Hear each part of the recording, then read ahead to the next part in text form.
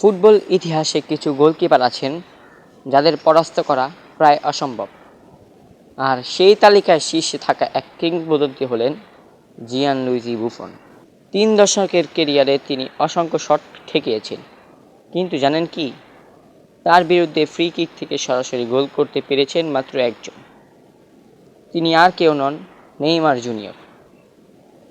2013 Confederations কাপে Brazil বনাম ইতালির ম্যাচে নেইমার ইতিহাস গড়ে ফেলেন। ম্যাচের 55তম মিনিটে একটি দুর্দান্ত বাঁকানো ফ্রি কিক, যা বুফনের হাত ছুঁয়ে জালের ভেতরে চলে যায়। এই গোল শুধু ম্যাচের দিক থেকে গুরুত্বপূর্ণ ছিল না, এটি একটি ঐতিহাসিক রেকর্ডও তৈরি করে, কারণ এই একমাত্র গোল যা কেউ বুফনের বিরুদ্ধে সরাসরি ফ্রি কিক থেকে করতে পেরেছে।